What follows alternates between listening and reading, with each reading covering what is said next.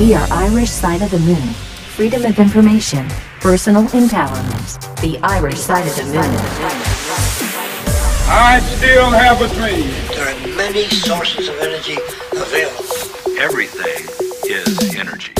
My God, do we need this or what? Free our minds. Corporations have taken over the world. Freedom of information, personal empowerment. The Irish Side of the Moon.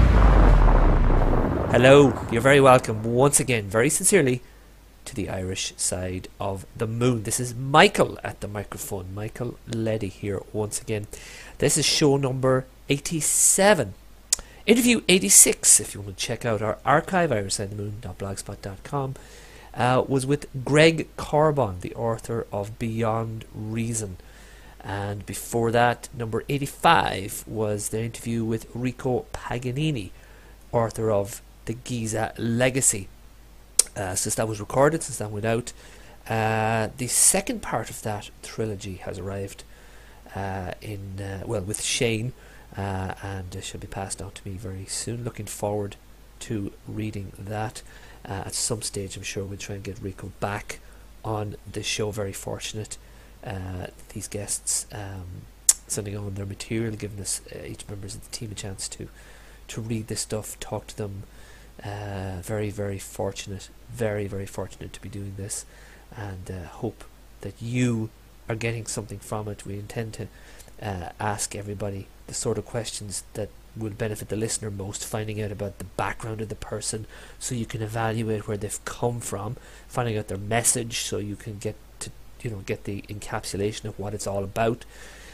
Where we can, we try and find critical analysis of that message. And lastly, in the final quarter, we always like to ask them about the methods, about how they do what they do.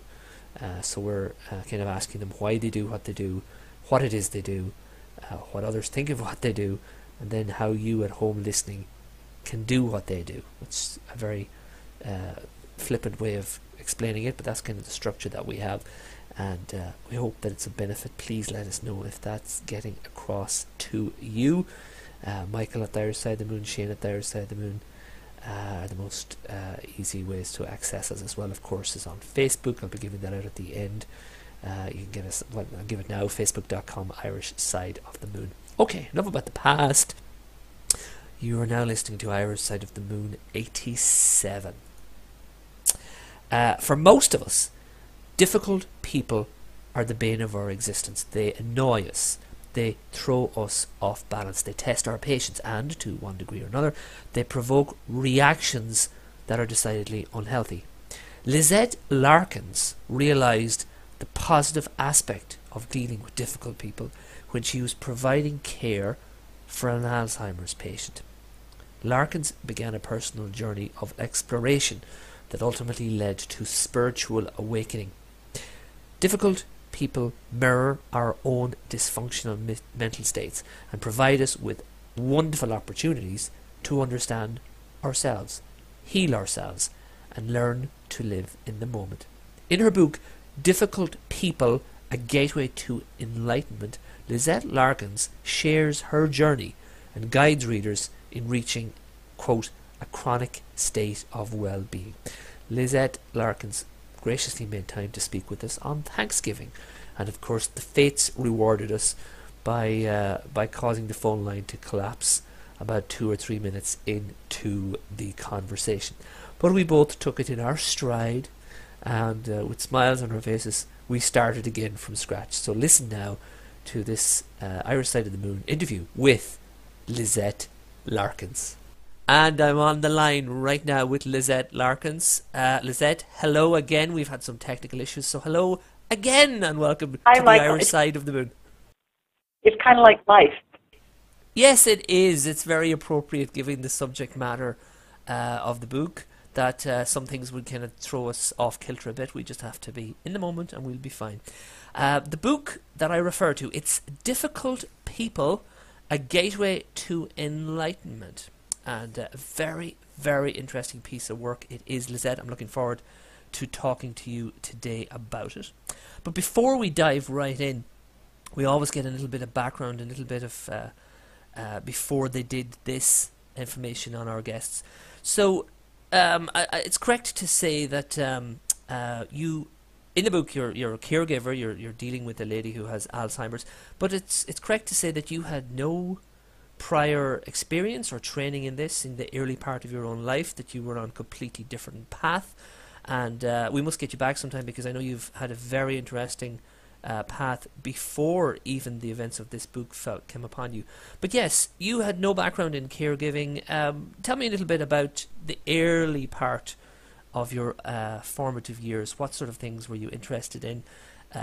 Was your life a life full of stress and care, the sort of things that you deal with in the book? Or were you always very carefree and centered? You know, I feel like I had a relatively normal upbringing, with the exception of one minor point. When I was about 7, and then through benchmark ages through the rest of my life up until this point, I began to have what we might call paranormal experiences. And those were initially so jarring to me because I was seeing and hearing things that other people were not seeing and hearing. So when that happens, although you can go one of two ways. You can embrace the experiences and be enhanced by them. And I was as a young child, but when they began again as a young mother when I was 30, my husband was confused about them. And I also became confused because I had no background in experiencing things in a clairaudient way and clairvoyantly, meaning seeing things behind the veil, seeing people who had died and crossed over. I was hearing things that others didn't appear to be hearing. So I actually, by the time I was 30 and as a young mother, my husband and I decided that I should submit to several years of psychological evaluation. And at the time, I was a young mother. I did not want my son to be raised by a crazy woman. If I was crazy, I figured, I'm in Los Angeles. They have medication for this stuff, right? So I was having encounter phenomena. So I was seeing otherworldly beings. I was having these communications, and it just didn't seem to be possible rationally. So it took a few years to sort that out with respect to my husband, and through that process, we learned that from the standpoint of psychological testing and psychological evaluation, that my mental stature was solid. So if that's the case, then that means that I was somehow accessing other worlds that were just beyond my understanding. Now, you may wonder what that had to do with my current situation. And what happened was, when we have experiences, whether it's intense mental suffering in which we feel mental pain, or even physical suffering, we can either resist more strongly and become rigid, and the ego strengthens and become upset by life, or we somehow turn inward, right? We look inside for answers. And so that was the direction that I went. I started searching deeply, and you might consider that I kind of started on the spiritual path. It's a spiritual practitioner. And I started then, I worked for a while for the famous author Neale Donald Walsch as his assistant. And then I went on to be a sales director for Hampton Roads Publishing Company. I don't know if you know of that company, but they published Conversations with God. And as a spiritual practitioner, I noticed that I was on the spiritual path, at least I considered myself to be, looking deeply, for answers as to what is the meaning of life, why are we here, what is the purpose. And my colleagues and I shared that kind of goal, because all of us, we were publishing spiritually based books, metaphysical books, which all have to do with looking at life more deeply, and particularly also exploring paranormal phenomena and things that go bump in the night, and all of those kinds of subjects on the periphery of the culture. So then fast forward to, I had 3 books, 2002, 3, and 4, respectively, about my earlier experiences. And then I ended up leaving the publishing company and moving back to California. And interestingly enough, I started on a deeper exploration because I noticed that although I had quite a few, I was a relatively happy person, but I noticed that it wasn't completely stable, meaning I was still subject to the back and forth of life, like everybody else. And so I wondered what it was going to take to make that more stable. And I started to deeply meditate and pray for a real spiritual teacher, meaning I was ready to move to India or move to some place. Yes, yes. So whatever it was going to take, I was ready. And my son was grown at that point, so I had nothing holding me back. So I started to pray and meditate that my final spiritual teacher would present himself. And at that point, interestingly enough, and I had walked away from a very, a so-called big job, meaning even though I'd moved on from Hampton Roads Publishing Company, then I was working as a manager of a surgical practice in Beverly Hills, and very long hours and very high stress. And I decided that wasn't the life for me anymore, even if it meant, giving up the cell phone and giving up the perks. I just wanted a simple life.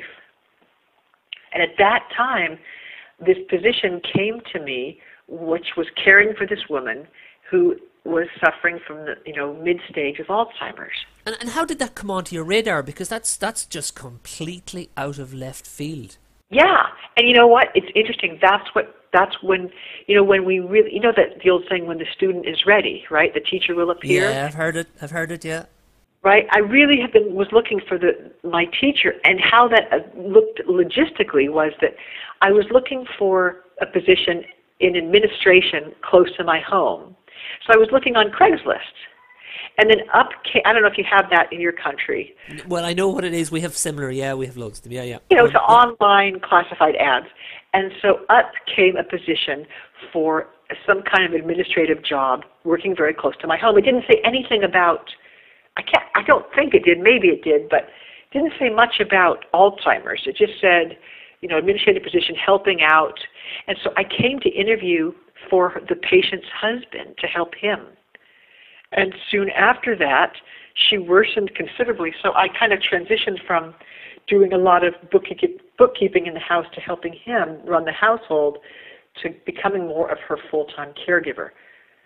So next thing you know, I'm working as a full-time caregiver with no prior experience, no training, and I was reading books on Alzheimer's, reading about what I was up against, and she soon transitioned into the final stage, and she was very, very difficult.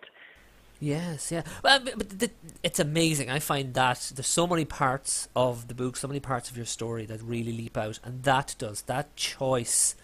Are you incredibly brave? Did you do this without stress? Are you, it takes a certain kind of person to respond to an opportunity like that, don't you think? It's such an interesting question because I've had so many amazingly difficult periods in my life. The time I mentioned that I just mentioned it almost in passing with you here on this interview when I was 30 and when I was married, that was just, I was going through such difficulty. I lost custody of my child, went through a divorce, all because the whole challenge of trying to circumnavigate entering into a paranormal world in this culture with 2 feet on the ground. I, of course, ended up regaining custody of my son, but the point is that it wasn't like I wouldn't exactly say I've had an easy life. There have been some significant challenges.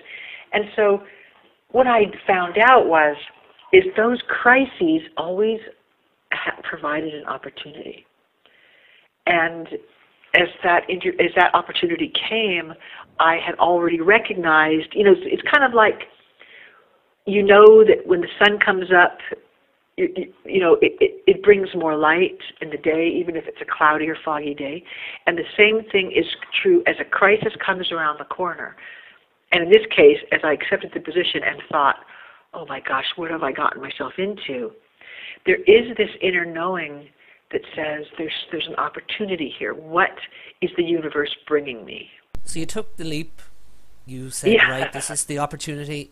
Tell us, you covered it in some detail, some of the events. Tell us what it was like, just first and foremost, dealing with this particular lady, dealing with her behaviour, I should say, Before you even get into how you responded to it, just tell us a couple of the typical adventures that she might lead you on, again, due to her behaviour. Because her situation was very, it's actually very touching, very sad scenario, because here's a lady, you can tell it yourself, yeah. You know, it was interesting for me because when I first started with her, she was relatively high functioning. You know, of course, her memory had been affected, as in many Alzheimer's patients. You know, the diagnosis from start to end is about 10, years approximately. So when I came on the scene, she had been diagnosed 7 years earlier. So she might consider that she really was in the final 3 years. Of course, you never know it, though, when you start. So she was angry. And it's interesting because, of course, you don't have to just have a diagnosis of Alzheimer's to be angry. You don't have to have a diagnosis of Alzheimer's to be just furious, resistant, and just generally looking for a problem. And, what I discovered from her, watching her, was when we would go up about the normal chores of our day, because eventually, of course, we had to take away her driver's license. And she was very upset about that. So I was taking her to her doctor's appointments. And like many of us, if the doctor was running late, she would just get angry. She would start pounding her fist on the table. Or she would go up and say to the receptionist, this is just unacceptable. Why is this taking so long? And it's interesting because it really, if you look at it up until the very end, it wasn't that much more. She wasn't really that much worse than many people that we all know who we consider to be difficult to be around. Yeah, I know what you're saying. So yeah, up until maybe the later stages, it was really just like just a difficult co-worker or a difficult partner who was maybe a bit more aggressive than they needed to be, but by and large, they were okay to be around. Yeah, impatient, aggressive, confrontational.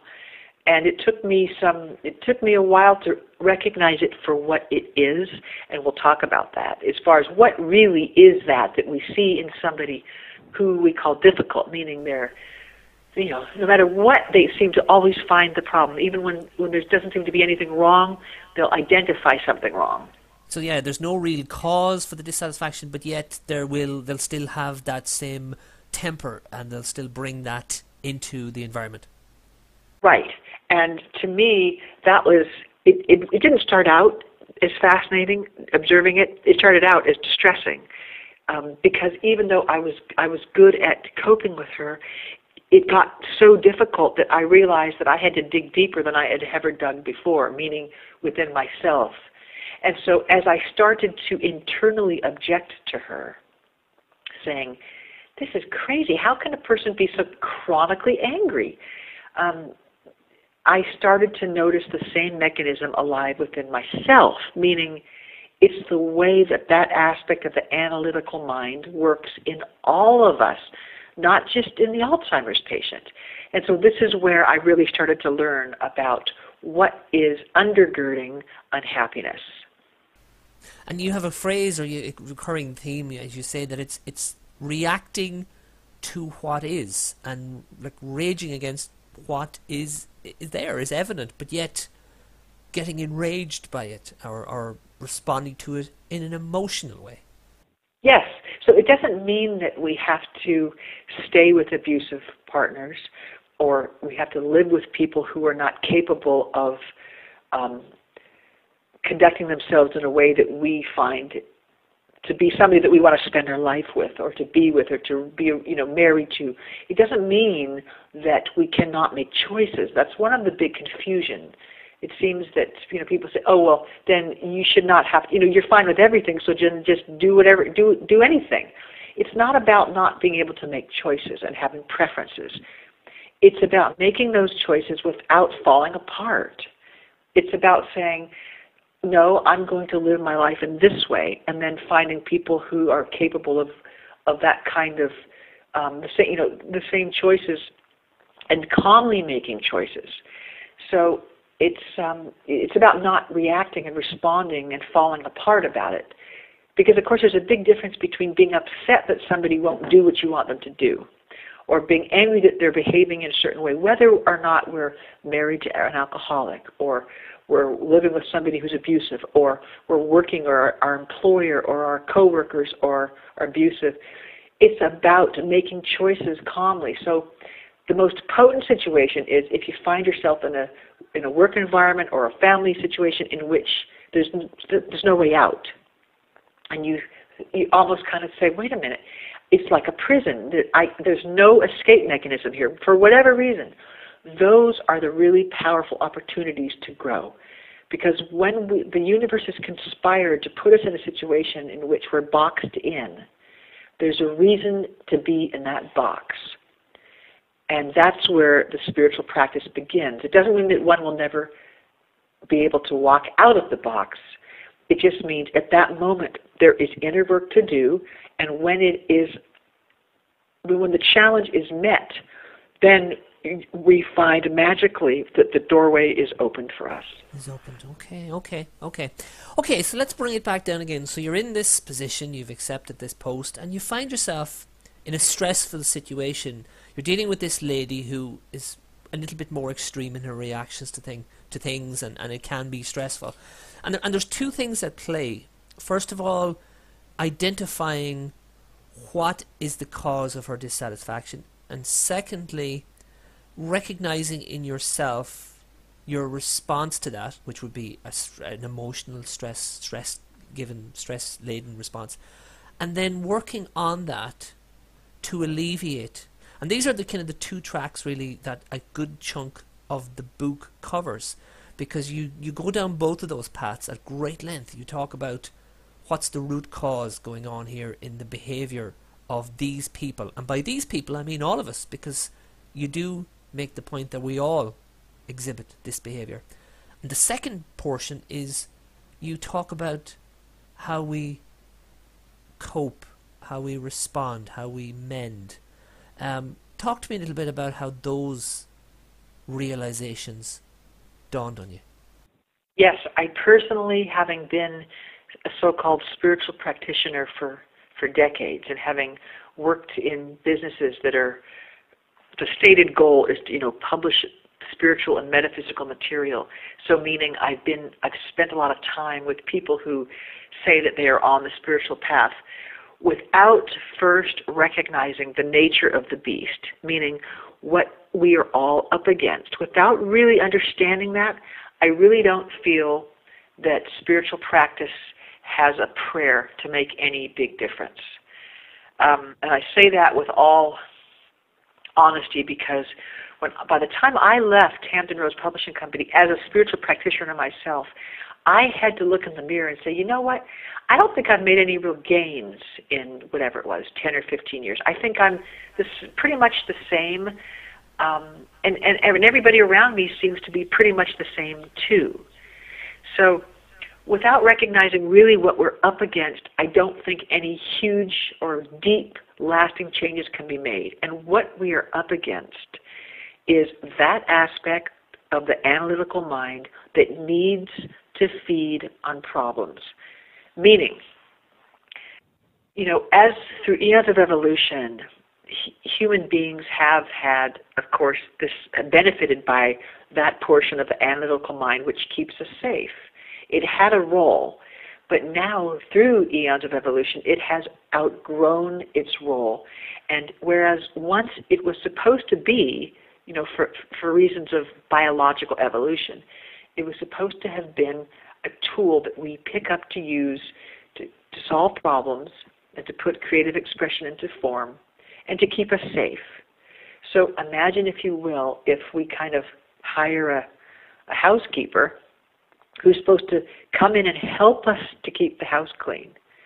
And then we go away for a week, and then we come back, and the housekeeper not only has taken over the house, but is in the master bedroom, and we're relegated to the back step. So what's happened is the analytical mind has now ceased to be a tool. It has ceased to be something that we pick up to use to help us solve problems, and then we put it back down, and we counterbalance a mental activity with stillness.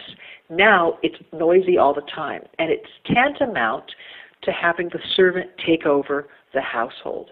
So the master is no longer running the show. That's a good image. It's a good image. It's easy to latch onto.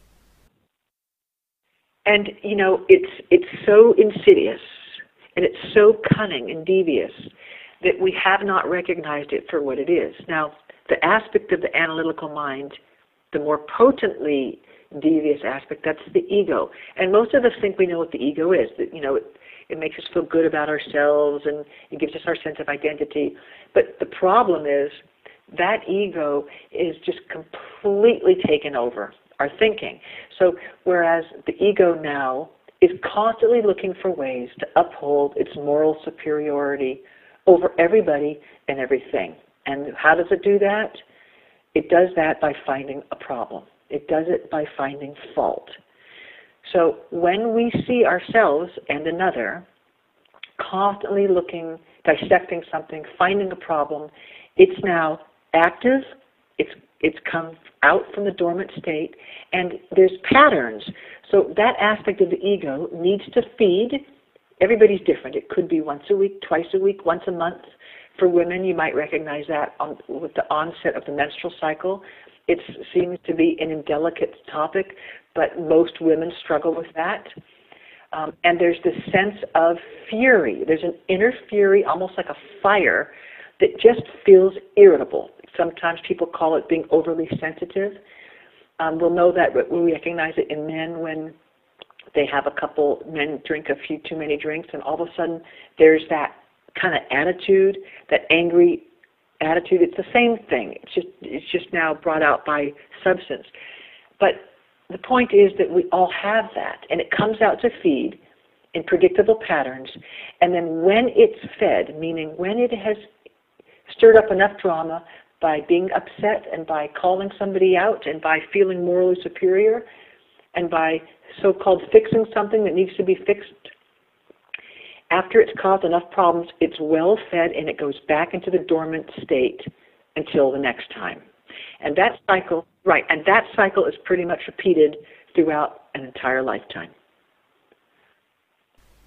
And again, I mean, you dive into this in the book, and these are big topics. You really have to study. You really have to study the words and let the concepts wash over you and kind of find the truth within the words. If you find that peace keeps eluding you, it behooves us to look deeper at why. Why is it so elusive? Why is happiness, long-term happiness, so-called happiness, so elusive? And without recognizing the obstacle to inner joy, we don't make lasting gains. So when we recognize it for what it is, that mental noisiness that always masquerades as feeling superior and finding a problem, when we recognize it really as the ego, which needs to be uphold itself as morally superior to anything and everything and everyone, until then we don't dissolve it. And that's what effective spiritual practice addresses. We dissolve that aspect of the ego. Now, of course, we still have one. We still have a mind. It's not like now I'm suggesting that we don't use our mind anymore. The point is that we're relegated. Yeah, you say it's a tool, and it's important to think of it as having its place, and it's almost the idea that you do need to be, you need your cognitive abilities, and then there are times when you don't need them. Not only that, but whenever, and this is the great paradox, whenever we are in a real conundrum, whenever we're upset or we're at a crucial crossroads, should I go left or should I go right, both professionally, interpersonally, whatever the conundrum, it's mental stillness that allows the expression of life to move through us. So when the mind has been stilled, we can finally know the goals of our own soul. Until that point, we're listening to the goals of the ego. And the problem is the ego can never be trusted because its goals are always suspect. They're not in touch with the goals of the soul. We think that they are. We've been tricked into believing that it is. We've been led to believe that whatever we think is true, but that cunning, devious mental noise has the same goals that we recognize that, say, an addict has. where the voice, the addictive voice, it wants to get that addictive poison into the blood. The same way, the ego wants to get that negative problem into your brain, wants you to think about it and be upset about it. So it's just an amazing corollary when you think about that. And again, I know people, I've known people like who are chronic worriers, who really, it's a lifestyle. It's just something that they do. It's an inherent part of their core being, that they just worry about everything, worry about the next family function, worry about the bills, worry about everything. Yes, and of course all that is chronic mental noise. And anybody who has a chronically noisy mind is always causing suffering for not only themselves, but of course everybody who's in their vicinity. So we can't really have world peace until we start addressing this on an individual basis, because obviously the morally superior ego is always going to find a problem. It's always going to find fault. If you don't find a problem with the next country, you'll find it with your neighbor or your family member, because that's its goal, is to create a problem so that it can feed and enhance itself. Now, the reason why it's so important to know how rigid and how much momentum has already been gained, because as soon as we decide to use effective spiritual practice in order to dissolve that aspect of the ego that's out of control, what do you think happens? What would you imagine if all of a sudden some entity, and it is almost a near entity, which has its own need to survive, what do you suppose would happen? It talks you out. Go ahead. It attacks. Obviously it's going to say, well, this is rubbish. This is rubbish. I'm not going to sit and stare off into the darkness for 20 minutes or into the light or whatever. Silly. Right. It will do everything it can to undermine you from putting effective spiritual practice into place, because it wants to survive. It likes being in the master bedroom. It likes running the mansion. It doesn't want you to come in and take control from where you have been now completely obscured by it. So without knowing that, and I spend, 2 or 3 or 4 chapters helping to identify how there's such significant momentum with this near entity of our egoic mind. Because it's the second you put this into place, you watch all of the objections it has to it. And we have been tricked into believing that those thoughts are ours, but they're not. So we know that when we die, that inner being, that life force that lives within us, when it leaves the body dies. So that inner force, that wonderful inner essence that is really who we are and makes up who we are, that is the voice that will serve us, listening to that voice. But it has become so obscured by mental noise that we can't hear it. We're out of touch with it. It's lost to us. So we don't have to go anywhere to regain it. We don't actually even need more future to find it. It's already there. It's just covered up. So what we do is, the antidote is to quiet the mind so that we can indeed hear that still, silent voice within. This, and again, from reading the book too, this leaped out at me, the idea that what you're saying isn't new or unique, in the sense that we've spoken to people on the show, and I've read, and we've all seen documentaries with people like scientists or mathematicians or whoever, who say sometimes that it's not striving and striving and striving at some mental problem, some complication or some formula. Sometimes you just give into it and then relax, and the answer appears. In math it sometimes happens, like if you're organic about it, it comes from somewhere else that's not the conscious mind, as it were. Yes. The challenge has been how.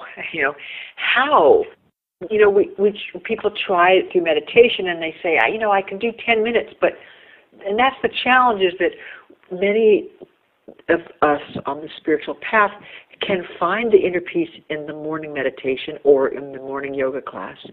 And then we're just pure chaos the rest of the day. well, what is the point if we cannot bring mental stillness and inner peace throughout our day? Then there's no point.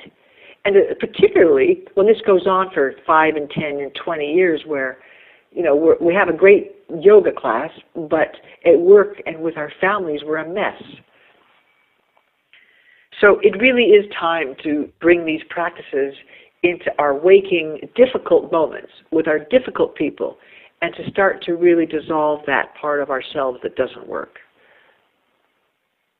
And by adapting and changing ourselves, by growing to encompass these things, in any moment where we might be, we'll say we're in an argumentative situation or somebody is coming at us confrontationally, if we can do some of the things that you broach on in some of the chapters, it will help us respond differently in terms of being in the moment, in terms of being calm, in terms of accepting what is, and then not being upset by it, whereas previously you might become enraged yourself and you might be doing exactly the same thing and just be like really upset yourself after the encounter.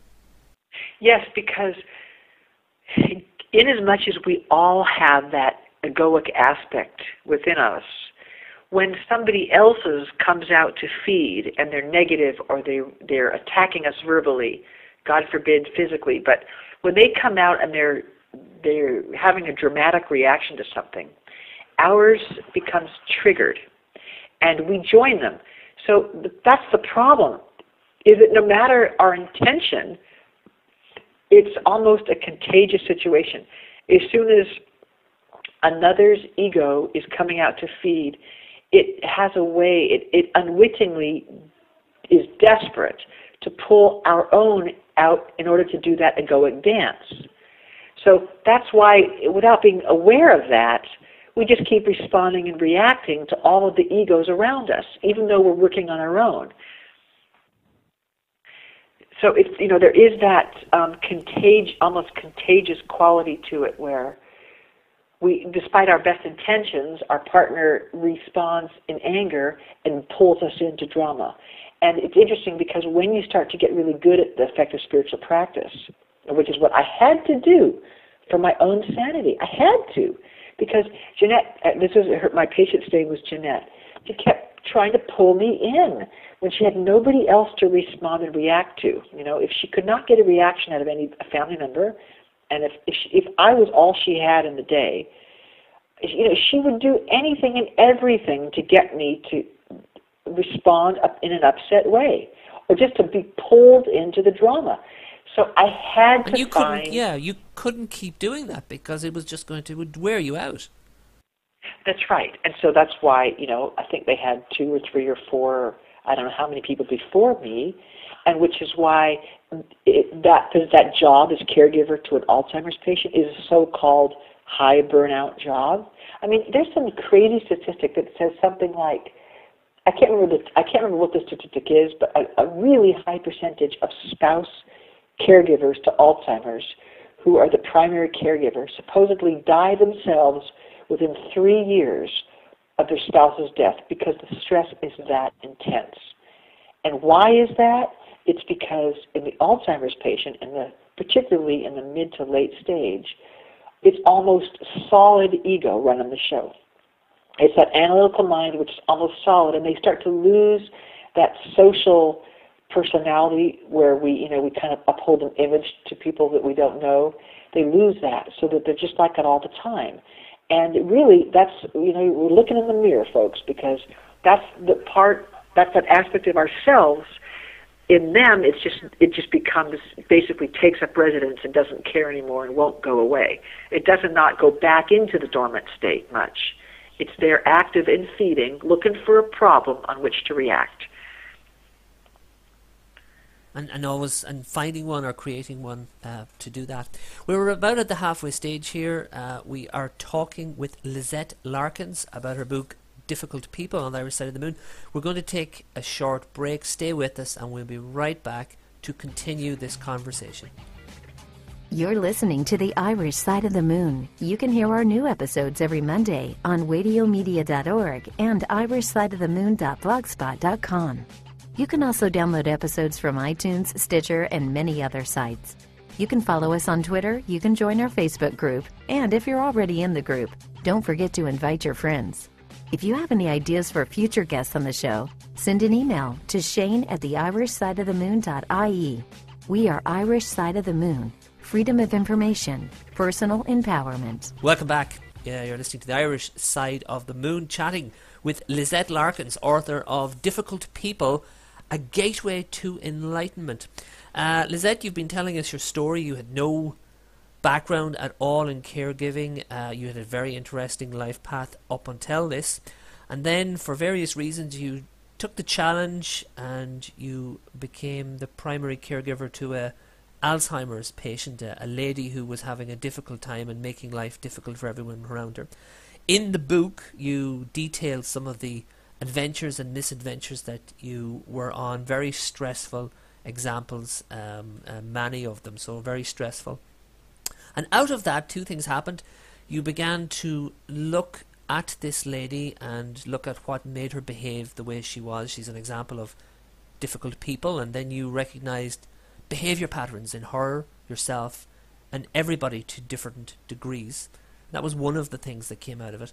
The other thing that came out of it then was the response to that, the idea of finding a way to get beyond it. And you look at the mind, and you talk about its place in all of this and how to distance yourself from it. Great concepts, big concepts in this book. Finding the moment is the key to all of this. Finding the now, being here and now in the moment. That seems to be the key to it all. And there's a couple of chapters in there where you basically help people get together and do this. You can do a list. There's one of the chapters you talk about getting a piece of paper, dividing up lists, looking at things. So you're telling people how to do this, because this is what needs to be done. You need to learn how to center yourself, distance yourself from all those other distractions, be they roles, be they the Mercedes parked outside, or the flat screen TV on the wall, or whatever it happens to be, and then bring it all in to the moment, to the now. You know, like many of us and like many spiritual practitioners, I had read all the books and taken all the classes and done all the workshops, and it didn't really, I couldn't seem to bring it into my practical life. It read well, and I loved the ideas, but it didn't really seem to help from a standpoint of being in a crisis. It's like, you know, how does this help me when I'm now caring for somebody who's chronically angry and furious and just glaring at me and doesn't want me there? How do I actually make this work for me in a practical way? And so that's, you know, because it sounds great, be in the moment, find peace right now, but how? You know, how? And so for me, effective spiritual practice addresses the how once and for all. And should we go through that now, Michael? Yeah, if you would, I would love it. Yeah, it would be very interesting, I'm sure, yeah, for the listeners, because it is fascinating. So, you know, once we identify the culprit is chronic thinking, because thinking is not the same thing as picking up the mind as a tool to solve a problem and then to put it back down and have the mind stilled. That's not the same thing as chronically thinking, just 24/7 going. So then the question is, how do we get it to stop? And there's something that's so easy, and this is now, we're going to bring this full circle, because as we were talking about, when we recognize that it does not want to be demoted, the ego does not want to be demoted, nor does it want to be silenced. These practices are so easy, but it tells you it's too difficult, or it's too boring, or it won't make a hill of beans a difference. See what I mean? So it's important to catch yourself thinking that, but of course it's not really you that is doing the thinking. It's that aspect of the analytical mind that is foisting those opinions on you, and you just cannot believe it. Just don't believe it. Just continue on. In the same way that a true addict doesn't really make any headway until they start to recognize the voice, that addictive voice, that addictive voice is constantly trying all different ways to get substance into the body, right? It says, you can have just one drink. It'll be okay. This one time, it's kind of that tone and quality of the addictive voice that's the same tone and quality of the egoic voice. It wants to keep you busy thinking. So when we know that, now we're going to start a spiritual practice to quiet it. And it's very simple. There's 3 different ways. There's 3 gateways. They're first identified by Eckhart Tolle, a famous spiritual teacher. And I, like many people, had read his book and thought, well, okay, but how do I make this real in my life? And when I actually put it into practice, it's very effective. And so how we do that is, the first gateway is we simply put our attention on the inner energy field of the body. And if you'll notice, inside of us is that warm, sometimes tingly sensation in our abdomen or in our left hand or in our foot. It's this warm sensation inside of us. And when we put our attention on it, a very strange and mysterious thing happens. The mind and mental thinking slows down. And there's all kinds of interesting reasons for that, most of which have to do with the fact that thought is actually a thing. It's actually it becomes a concrete thing. The opposite of thought is pure life essence, or no thing, or nothing. So that life essence that we talked about earlier, when it leaves the body and the body dies and we say, the person has died, that life essence is also inside of our physical body. So when we simply put our attention on it, because it's the opposite of mental noisiness, it's the perfect antidote to mental noisiness, and it starts slowing down. And we immediately feel better. We always feel better when mental noisiness slows down. And the second gateway is the breath. We can take a deep breath. You don't have to be in a meditation room. You don't have to be in a yoga class. You can do it in the middle of an argument. You can do it in the middle of traffic. Just take a deep breath, and as you breathe in, let your attention be focused on the sensation of your lungs being filled up with air. And as soon as you do that, the same thing happens. The mind slows down because now we have put our attention on the opposite to mental noisiness. And again, mental noisiness will always bring us to one place, and that's suffering. When we're upset, and whether that upset is depression, because it's the same thing, it's still the ego in force. If we feel bad about ourselves, it's still the ego. So contrary to popular belief, lack of self-confidence is still a wild ego gone amok. The point is that it's feeding on negativity, and we're off to the races, whether it's being overly sensitive, feeling bad about yourself, feeling good about yourself, it's all the same thing. It's mental noisiness, which is now taken over and obscured inner peace. So when we then use the breath by placing our attention on it, again, mental noisiness starts to slow down, and we immediately feel better. Now, interestingly enough, it doesn't matter which of the 3 gateways you use. Those are the first 2. The third one is the so-called present moment itself. Are you with me, Michael? Yeah. Okay, so the present moment, we've been taught that we must live in the now. Stop compulsively thinking about the painful past or the worrisome future. But we haven't necessarily recognized how we can get to then this moment. Now, I did an interesting experiment in which I studied the nature of my own thoughts. And what I found is that like almost everybody else's, maybe except for, 3 people on the planet, all of our thoughts are constantly focusing on the past or the future, and very rarely are we just at peace with this moment of now. But by using those first 2 gateways, meaning we place our attention on the inner energy field of the body or our breath, it immediately and automatically takes us to this present moment of now. So no matter which we use, it takes us to inner stillness. Now, there's something interesting to know about that. We actually don't even need a quiet place in which to practice this. You can do this at a football game or at a party or any other place where it's noisy. You just find, if this sounds strange, it may sound strange to the mental mind, which is to be able to find that kind of quiet underneath all the noise. It's kind of that perfection that undergirds this moment of busyness. Underneath it all is still this life force that's always perfect at its core. And again, the idea is so much that you control and affect yourself within all of the chaos. And the idea is that you're better off and you can still continue to do everything you would normally do because you're not advocating becoming so distanced that you start missing deadlines or that you start not showing up for work because you can't it's not that you need to go down that route. It's all very much an internal thing.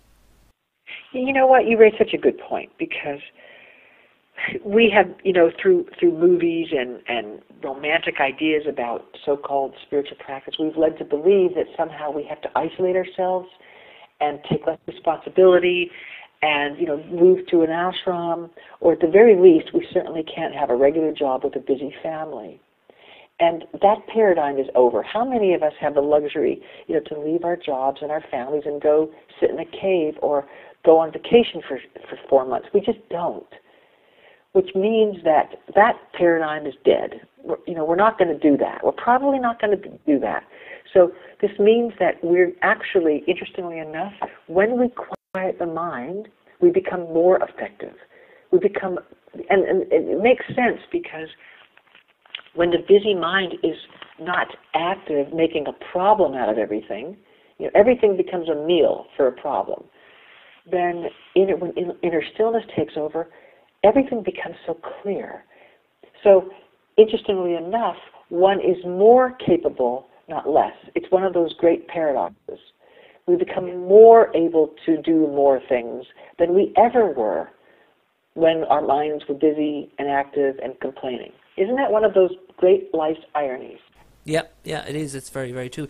And yet there is something in the ego that wants to resist, that thinks that, that you should be thrashing about because you've got that meeting on Friday with the bank manager or your boss, or there's something to worry about, and you can't just put it out of your mind and spend time on this project today, Tuesday, because Friday is getting closer and you need to worry about it. But in fact, as you say, if you put things out, you can get things done in the moment and be productive and more content in the moment and deal with the now when it arrives, the Friday when it arrives. Well, yes, and also we're just more effective at so many levels. We are, creative solutions rise up through us when our mind is still. So it's kind of like all of a sudden we have universal intelligence available to us, whereas before we didn't. We only had the voice of the ego. That's it. And I don't know about you, but I don't want to do its bidding because its motivations are suspect. I would rather have this universal intelligence available to me, which is, 10x more powerful. And so we access that through quiet, not mental activity. For yourself and your own personal journey, and again, you detail a lot of your own, I suppose, present day activities in the last chapter, and some of it is really out there. You've gone very far down this road. I mean, you talk about the time, you talk about calendars, you talk about you're living a very different life now than you were 5-6 years ago. Yes, I would agree, and yet I am more effective. I've had more deadlines. I've done more. It's one of those. It's just so ironic. It's not like I'm sitting on the beach somewhere, or it's not like because you're getting things done. Yeah. Yeah, and so it's this idea that we have to take ourselves out of the culture or take ourselves away from our families in order to find some semblance of peace, and it's just not true. That's what the mind says. It says There's no way to, really bring peace into our homes and our families because it doesn't want you to start the spiritual practice that will do so. So there's a billion different excuses that it comes up with. And in my case, mainly because, even during the time when I was caring for Jeanette, I started to write this book, but it was completely effortless. It wasn't a problem. People would say, well, why are you doing this? They'll say, why are you getting up at 4 a.m. and writing? Well, when you're not thinking about everything you have to do, and instead you're still and allowing life to move through you, there's no effort there. There's no fatigue. Suddenly everything is easy and simple. Like, yeah, you say that even when you were asked first, when the idea was broached of coming in maybe at weekends as the amount of care required was increasing, that too was no problem because you were, it just was not an issue for you because you were living your life through your day-to-day activities anyway, so it just wasn't an issue. Yes, I would think that's one of the most crucial changes for me, is that there no longer is a distinction between work and play. They're just not. And as a result, it's kind of hard to keep track of what day of the week it is, literally. But imagine for a moment, imagine if you really don't have the sense that you're going to work, that you're just wherever your body is doing, whether it's sitting in a car for 9 hours and commuting, or whether you're in a room next to somebody who's very difficult. If that's not a problem, all of us, and we're not calling it work, we're calling it make up another word. It's just extraordinary how much higher quality of a life we have. Because most of us say that we don't want to be at work. We want to be doing something else. But supposing you want to be doing whatever you're doing, it's kind of like the old saying, pretend whatever you're doing, you actually chose it. Well, guess what? You actually did choose it. Okay. And then the fact that you're saying this, because you're coming from a position where your work was very stressful. I mean, whatever enjoyment you took out of it, it was a higher stress level than most of the people who say, I don't want to go to work, I don't want to be there, are really maybe sitting at a desk, or they have to deal with customers all day who kind of wreck their heads. But it's not the same level. So you're coming and saying what you're saying, having working in a very stressful environment. So the stakes are higher when you say it. And how I accomplished that was I got back to basics. So all of a sudden making the simplest task, meaning walking across the kitchen floor, that in itself becomes a joy. Or people who have jobs and then they come home and they're cooking and they got their families. When we make the simplest thing, like today, in Thanksgiving here in the United States, everybody's at the grocery store. And I love going to the grocery store. There's this feeling of great adventure behind the most simple and the most mundane chores that other people say that they don't like. But to me, these simple things I used to dread, doing the laundry, when you really break it down into just its simplest compartment and it becomes the goal, meaning there's not something else I'm trying to get to. It's kind of like just imagining going to the grocery store just because it's so much fun there, just because it's a place of beauty. Does that sound crazy? But that's how it became for me. Just that was the goal, not to bring the groceries home, even though I would bring them home or I would make a meal out of them. But that wasn't really the goal. It was just to go into the grocery store. And so it became a thing of beauty, all the things on the shelf. And wow, we're so fortunate to have grocery stores. We don't have to go out and, hunt our, a dinosaur or a buffalo. Or yeah, I know what you mean. And it's brilliant because, again, it's a beautiful, beautiful way of putting it and saying it because, again, to focus on the end there, you're saying then the visit to the store then becomes a chore. Because it's just I'm doing this because I need to get the carrots home.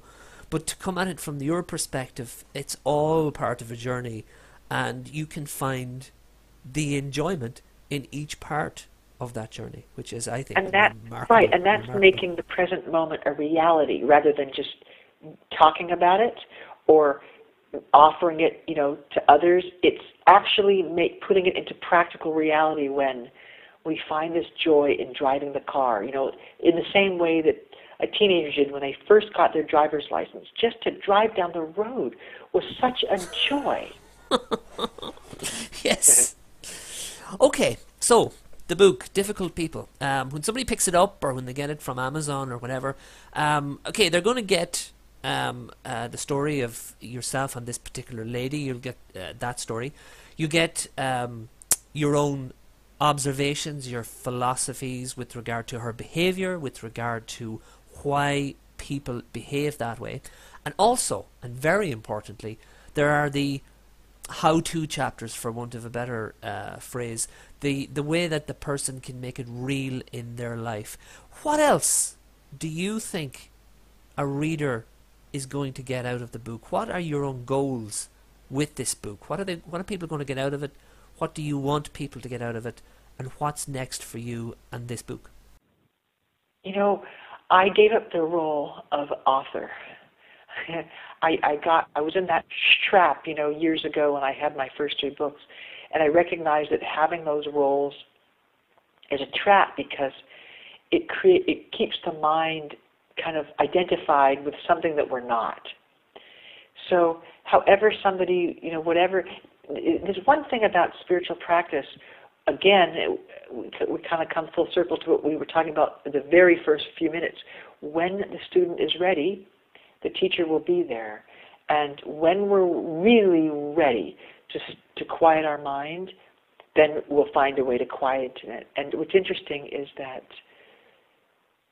it's one of the only real effective ways to find permanent inner peace. And we don't have to experience mental suffering to get to that point. Many, many people, unfortunately, will take that role, will take that path, that it's intense mental or physical suffering which drives them inward to find a higher quality life. But we don't have to do that. So, for whatever listeners are ready, willing, and able, there's effective spiritual practice, and it can take you to your own freedom. And in fact, Michael, if you email me your address, I'd like to send you some books, and you can, in whatever way you figure out, you can, get some to your readers or your listeners rather. Just email me. If you'll email me your address, and I'll get those to you. Yes, I will indeed. Yeah, that's not a problem. We can do that afterwards. The book. What's your response like? I mean, are people getting it? Are people misunderstanding some of it? Are people just on the same page as you? How do you find responses are coming in to Difficult People? It's all it's all a matter of readiness. We can't teach our children to do upper division until they get subtraction and addition. We just can't. We all move at our own pace. So the frustration arises with all of us when we expect people to be ready before they are. So the key is not to insist, is to give them an opportunity to grow. And if their growth doesn't match our own, certainly we can wish them well and kiss them goodbye and let them take their own time. So we do all have different timing for growth. There's no doubt about that. We have different timing. And it's not about being upset about it. It's just about allowing ourselves to move at whatever pace is comfortable for us. And along the way, if we're lucky, we'll find people, friends, and partners who are at the moving along at the same pace that we are, or at least close to it. So the point is that not everybody is ready to quiet their mind. Not everybody is ready to let go of having suffering, mental suffering. Remember, it's addictive to create suffering ourselves and others. It actually creates pleasure in some convoluted way according to the ego. No, that actually makes sense. I can believe it. I can well believe it. I suppose I've observed it. We all have. You see it in some people where there's you recognize that they have a perverse pleasure in making problems for themselves and others, and it's just you just recognize it and accept it, and it just, and they never change, or most of them do anyway, or don't in my experience. Yes, and it brings it back to the original discussion, which is it needs problems. It has no intention of giving up its problems. Interestingly enough, it's in the context of saying that it does. The ego always says, I want to feel happy. I want to be able to get along. I want to be in a good relationship. But the truth of the matter is it doesn't. So it's one of those insidious, cunning, near entity-like goals. It says one thing and it does another. Yeah. Last couple of questions as we wind down. How is Jeanette now, the lady at the centre of the catharsis, the thing? How is her health, and I suppose as to be expected? Thank you for asking, Michael. She passed away in May. Oh, I didn't know that. Yes. Oh my goodness. Oh, I did not know that. Oh my goodness. Well, that's so. I mean, for yourself, because you were very, very close, and the ending of the book is beautiful. Actually, where you there's like a moment where you acknowledge almost the gift that she was into your life. I'm very sorry to hear that. I'm very, very sorry to hear that. Yes, it was some kind of experience to, in fact, there was a part of me that died along with her. That part I don't doubt it, yeah. I do not doubt it, and we all, those of us who have loved people, we know that feeling, that experience, and yet, ideally, the part of us that dies is that ego part that insists that we need something outside of ourselves in order to feel peace. So it wasn't that I was less able to love and to live. So that essence of me did not die, but her life, the time that I knew her, helped me to see the source of her suffering, and it redoubled my own efforts not to make the same mistake. Yes. The way you write it, you really do bring us into that house. You bring us into those incidents, and you really paint an amazing picture of your relationship and the times you spent together. As I say, your adventures, running around up and down elevators, or running through moving cars, or whatever. So I mean, yeah, you do bring us right into it. So again, sorry to hear of her passing. The last question, I suppose, really, we always ask this, and I suppose this one is the last question for nearly every author we have on the show. We're always interested in finding out to step away completely from the book, step away from your message. For the listener out there who is in maybe some sort of a similar position, maybe not dealing with somebody or dealing with in that way, but has ideas, because what you have here in the book, is, as well as a story of your relationship with this lady, you have your ideas and your observations, and you want to get those out. How would you advise somebody who's listening to you right now who has had an awakening of some sort? It might be to do with finances, it might be to do with medical stuff, it might be to do with anything, but they need to just settle down and get a book together, or they need to maybe speak in front of groups. I mean, how do you advise someone to do that? Where do they find the strength to say, look, maybe they've never written before, but yeah, I know what I have to say about this is valid, and I should write it down, and it's worth my time because people will benefit from reading it. How do you kickstart somebody on that path? Oh, I would say put the thoughts down in whatever you have, an outline, sample chapters, and get whatever you have down, and then send it to a trusted and expert editor, and then have them help you shape it. As a brand new author, you have them do an assessment of it, have them help you shape it, and then they'll give you recommendations in order to develop it. So you don't wait until you're done writing, 300 pages and then ship it off to an editor. So there's a misunderstanding that somehow we write it down and we send it to a publisher, and then if we're lucky they publish it and then they edit it. No. That's not the way you do it.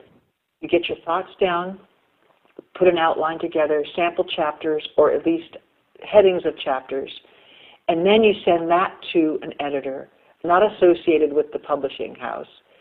So you do have to pay them by the hour, and then you have them help you shape it that way. And so you're going to go back and forth and back and forth. I'm talking about somebody who's a brand new writer. And then that way you're having somebody help who knows the industry, who knows what publishers want, in order to get it into a marketable package. And then after you finish that process, and it might take, a few passes back and forth, and then you send it out with confidence, and it's polished. And then you send it out as a polished, finished, completed manuscript at that point, but not before. Good advice. Good advice. Lisette Larkins, a pleasure to speak to you. Before the first time we tried to get this recorded, our phone line collapsed on us, but I said, I think in that start, before it lost, that it was great to hear your voice. I had heard you before on another show, and having read the book, it occurred to me that you sounded, the way you speak, the tone of your voice, the resonance when you're speaking, particularly in the middle portion of our conversation there, when you were going through the three gateways, you sound exactly like I hoped you would when I read the book. You speak so perfectly for what you're talking about. I really enjoyed our conversation. I hope we can keep in touch. I will pass you on that email you asked for, and I would hope that we may get you back on the Irish Side of the Moon again to talk about this, or maybe some of the other things that you've written about, because it is very, very interesting. And thank you for making time. Great, and thank you for making time for us today of all days, because obviously it's a day with various ties in different directions, and I do appreciate the fact that you made time for us on Thanksgiving, and I will leave you in peace, and I know you're going to be in peace and in good form, and I sincerely hope you'll enjoy the rest of the day, as I know well that you will. Thank you for having me, Michael. It was a pleasure. Thank you so much. And for further information, you can go to LisetteLarkins.com, L-I-S-E-T-T-E, Larkins, L-A-R-K-I-N-S, LisetteLarkins.com. We'll put the link on our own archive, irishsideofthemoon.blogspot.com. Lisette is on Facebook, and so are we. So if you check us out there, you'll also get details with regard to her and our archive, Irish Side of the Moon. Facebook.com, Irish Side of the Moon is the address. And this brings us to the end of Irish Side of the Moon 87. Thank you very much for your kind attention. Again, as I said at the top of the show, if you have any suggestions with regard to the structure, comments with regard to the structure, please let us know. We've settled now into I don't want to say formula, but we certainly found a rhythm that we kind of try and bring to all of the shows to try and get the most out of these people. We feel very fortunate to get them on, and great privilege to read their material, or in some cases watch their material, and have a chance to chat to them and try and make the most of it by finding out about them and finding out what you can do out there. And hopefully out there right now there's somebody just like Lisette who will come up with their own take and send it to a publisher and follow her advice. As I say, that's the end of it for now. If you're listening to an online, to a download, this is the end of the show. Thank you for your kind attention. If you're listening to us on a radio station, stay with us after this piece of music, because until the top of the hour we will be diving into the archive and finding a complimentary clip to go with this week's show. And we'll hopefully leave you a little bit better than we found you. Hopefully. Really do. Hopefully. This is me, Michael, at the microphone, saying take care of yourself till next week. Take care of yourself and everyone you love until next we meet. Bye-bye.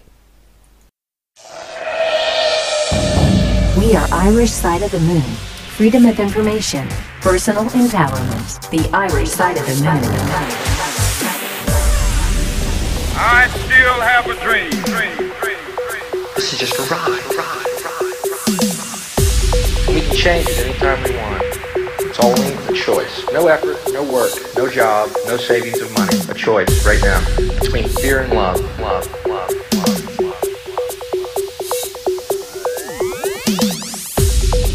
Freedom of information. Personal empowerment. The Irish Side of the Moon.